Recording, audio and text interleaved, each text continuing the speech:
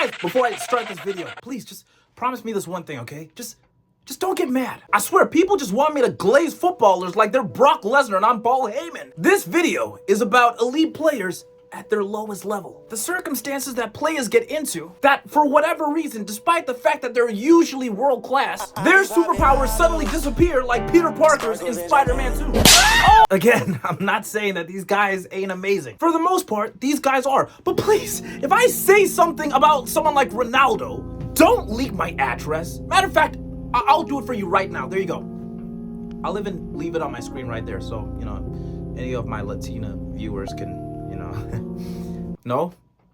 Okay. So, without further ado, bruh, it is your boy, the Streets Champ, Terry World, party time, excellent. And guys, we are on the road to 100,000 subscribers, and we're trying to hit that before 2026. If you are new here and you haven't subscribed yet, then I encourage you to do it so you can officially be a part of World Gang.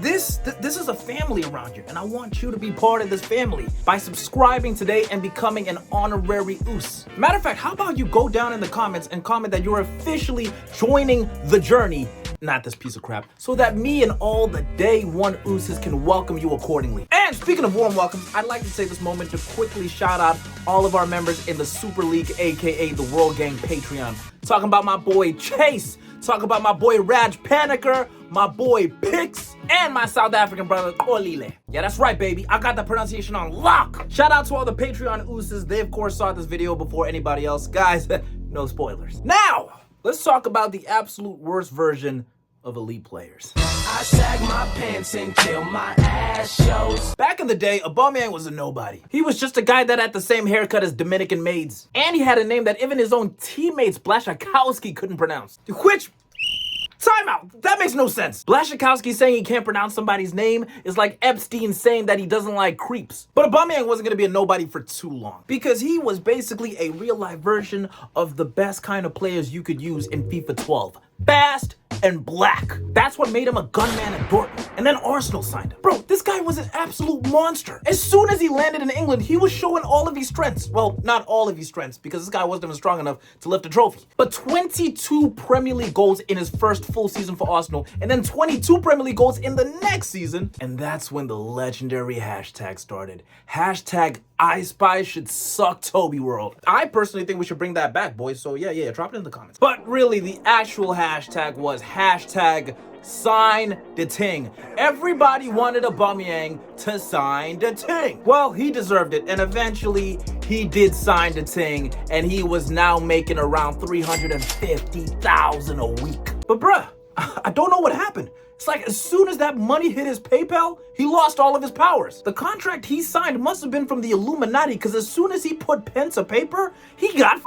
First full season at Arsenal, 22 league goals. Second season at Arsenal, 22 league goals. Third season, after he finally signed the ting, 10 league goals. That's right, Aubameyang with unlimited money is no better than Nicholas Jackson. And the guy started showing up late to training. This is what happens when players make more money than Yusuf Amir. This guy probably bought a crib that looks like the ones from GT Online and forgot that he was a footballer. And don't even get me started on his hair choices. The hell is this? Yo, him and Lacazette started looking like Snoop Dogg and Dr. Dre in that bitch. But you know what's crazy? As soon as he left Arsenal and was shipped over to Barcelona, he actually found his form again. This guy even scored a brace, or what should have been a hat trick, against Real Madrid. You know what? Aubameyang was actually ahead of the curve. Like any morally just person, Aubameyang did not want to serve under a terrorist leader. Aubameyang, my brother, I salute you. Next player is chronically online Marcus Rashford. I think we can all agree that Marcus Rashford has shown on many occasions that he is a top player. And yet, for whatever reason, he's one of the most hated players. This is further proof that us human beings are just straight up evil. The guy has zero controversies. And I don't want to hear about partying late night, because if partying is a crime, then Ronaldinho deserves to be executed. You'd think for an institution like Man United, the Red Devils, that gave us woman beaters, leg breakers, granny shaggers, fan kickers, Mason Mount, and dudes that just straight up sleep with their brothers' wives. You'd think the one good thing to come out of that would be the one player that gives his money to starving children. Instead, the guy is called a PR merchant. Now, this mix of Rashford being on Twitter, broadcasting the stuff that he does, and of course, people just straight up hating him, has led to him seeing all the negative stuff people say about him. You can see how much it affects his performance. As soon as this guy has a generational stinker, he heads over to Twitter, he drops a big old apology post to the Man U fans, and under his comments, he sees himself getting cooked, being called a PR merchant, and people saying that he has the worst shaped head in Premier League history. Now look, I want to be fair to Marcus Rashford. I personally think his head is fine.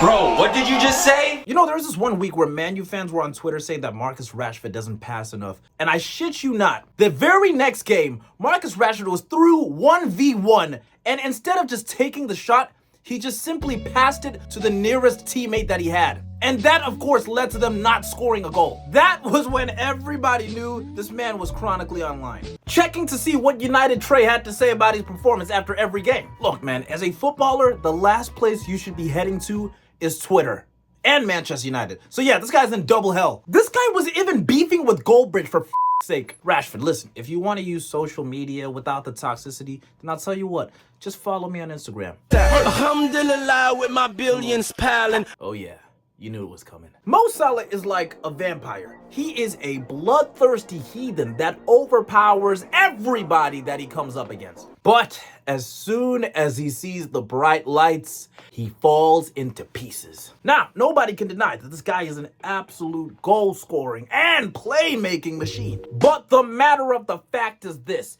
he has played in 11 major finals, and in those finals, he has scored 2 goals.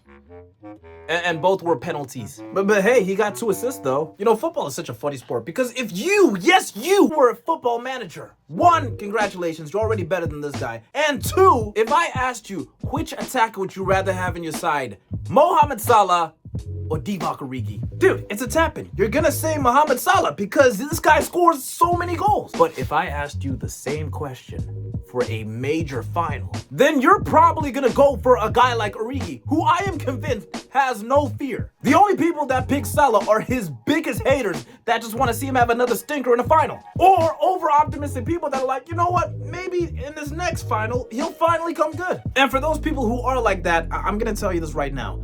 Do not become a gambler. Trust me, with that one more mentality you have, you're gonna be homeless in a week. Bro, this man even lost a final to his partner in crime, Sadio Mane. Mane beat his ass in the AFCON final, the biggest game for any African player. You see, y'all, Salah's a better man than me.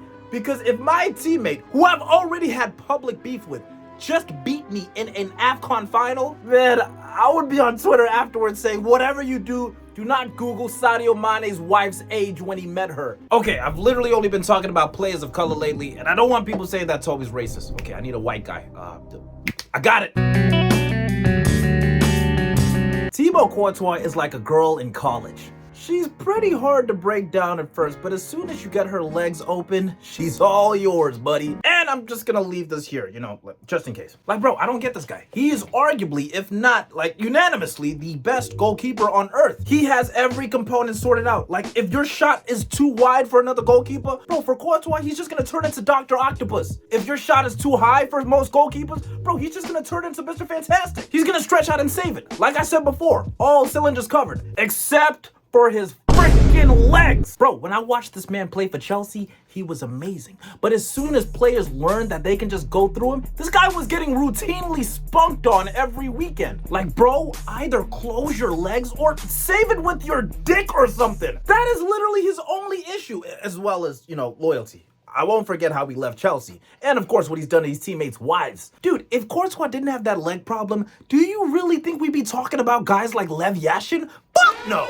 This man would be the greatest of all time, hands down. Now guys, for this video, I'm gonna say one more player. I was gonna say a lot more. I had a whole script lined up, but I'm not gonna be able to fit everything in. Pause. So if you guys do want part 2, man, you know how to communicate. Just say you want part 2. Speaking of communication, guys, this is also the part of the video where we take a break, and I encourage you guys to please like this video and go down in the comments and comment down who you are dedicating your like to today. Since I'm talking about the worst version of players, I'm gonna dedicate my like to the best version of a player, Moises Caicedo, when he's on a yellow card.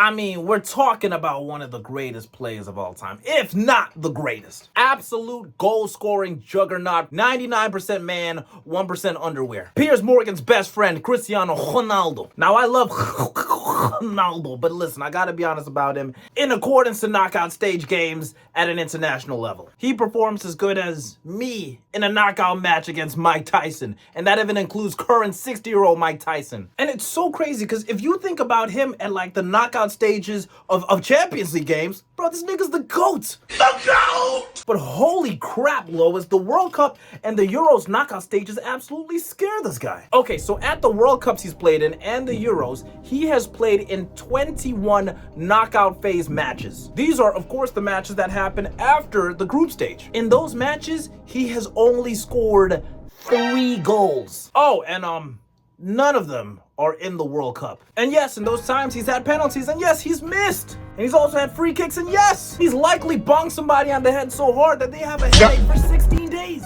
You know, I find it funny that all the knockout stage goals that he's ever scored for Portugal were all headers. So if he just stopped trying to run back this free kick against Arsenal, let somebody else take free kicks, and he got his massive statuesque ass inside the box, bro, he could have likely scored another header or even a tap-in. I remember there was this one free kick at the World Cup which he actually wanted to take, and it was at that moment I was just thinking, bro, this is insanity. Dude, I'm not even clowning him. I'm just saying, at this point, we gotta be realistic. He's only scored 3 goals. This is coming from somebody that loves Ronaldo, but he hasn't been that guy when it comes to knockout stage games. And now that I've said that out loud, I know that the Toby jinx is gonna come into play, and next year he's gonna go absolutely crazy and finally win his World Cup. And guys, that is maybe potentially part 1 for this video. If you guys want to see more of this, then please go down in the comments and let me know, and tell me what y'all think is the worst version of elite players, you feel me? Because I know I left a lot out, you feel me? I want to see if y'all want part 2. But anyways, guys, if you guys did enjoy this video, please make sure that you like and subscribe, and check out the links in my description. Those are very important. That's how I can engage with you guys more. I want to be able to talk to you guys even more, bruh, not just the videos, you feel me? And of course, shout out to all the Patreons. If you want to be a new member, then you can also join and get all the exclusive perks. But anyways, guys, it has been your boy, the Streets Champ. Thank you so much for watching this video. I love you all. Peace and love. And I've just given you the gift of Toby World. Drink it in, man.